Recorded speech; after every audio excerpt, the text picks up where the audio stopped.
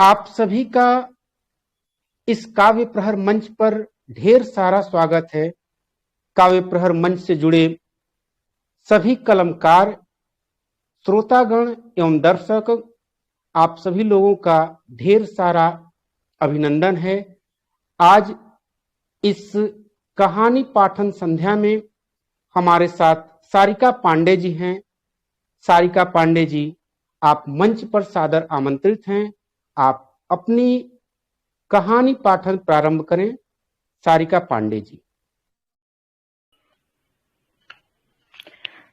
नमस्कार साथियों, काव्य प्रहर के इस मंच पर गद्य की एक विधा, रिश्ते में उपन्यास की बेटी कहानी की विधा का वाचन करूंगी। असल में यथार्थवादी कहानियां हमारे मनों के द्वंद्व का शब्दतः प्रस्तुतिकरण ही है, जिनका कोई निश्चित और निर्धारित अंत तो नहीं होता, परंतु पाठक या श्रोता को एक निश्चित दिशा जरूर देती हैं। इसी क्रम में प्रस्तुत है मेरी लिखी कहानी मिस्टर श्रीवास्तव। श्रीवास्तव जी अब बूढ़े हो चुके थे। नौकरी से रिटायरमेंट तो उनकी 5 साल पहले ही हो गई थी। बेटा पेशे से इंजीनियर था। पिताजी अकेले घर में रहते हैं। यही सोचकर उसने पिताजी को फोन किया और बोला कि मैं कल आपको लेने आ रहा हूँ, तैयार रहिएगा। मगर मेरी बात तो सुन, पिता ने कहा। मगर वगर कुछ नहीं, मैं आ रहा हूँ तो आ रहा हूँ, बेटे ने कहा। फिर अगले दिन वह फ्लाइट से अपने पिता को लेने आया और ले गया।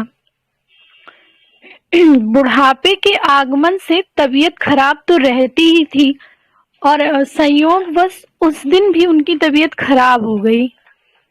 उन्हें अस्पताल ले जाया गया।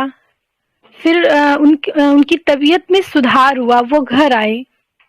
ज्यादा बूढ़े होने की वजह से चल फिर नहीं सकते थे, सो उनको जुखाम के कारण वही कमरे में फर्श पर थूकना पड़ता था, जो कि उनकी बहू को बिल्कुल नहीं पसंद आता था। एक दिन उसने अपने पति से कह ही दिया कि आखिर कब तक ये चलेंगे, कब तक ये चलेगा। अब मुझे ये सब अब मैं और नहीं सह पाऊंगी। सारा घर इनकी वजह से गंदा रहता है। इनकी वजह से काम वाली बाई काम छोड़कर चली गई है। ये सारी मारक बातें सुनते हुए बूढ़े पिता की कमजोर आंखों में चित्र भले धुंधले बन रहे थे, पर हृदय के घाव उतने ही मारक थे जितने की मौत और जिंदगी के बीच फंसे मृग शावक को लगता है। रात भर उन्हें नींद नहीं आई। फिर ना जाने क्या सोचकर उन्होंने अपने बेटे को बुलाया और कहा, मेरी टिकट निकलवा दो बेटा। इतनी भी क्या जल्दी है पिताजी, बेटे ने कहा। आप यही रहिए। पिता ने कहा, मैं कतई यहाँ नहीं रुकूंगा।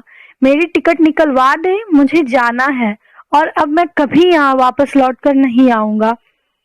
और हाँ, तुम भी कभी वापस लौटकर घर मत आना।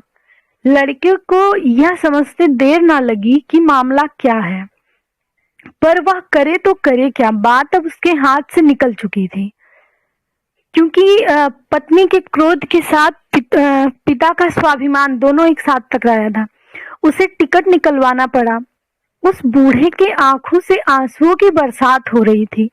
उसके बेटे ने आंसुओं को अपनी उंगली के परों पर रखकर सहेजना चाहा, परंतु आंसू फिसलकर उससे ही सवाल कर रहे थे।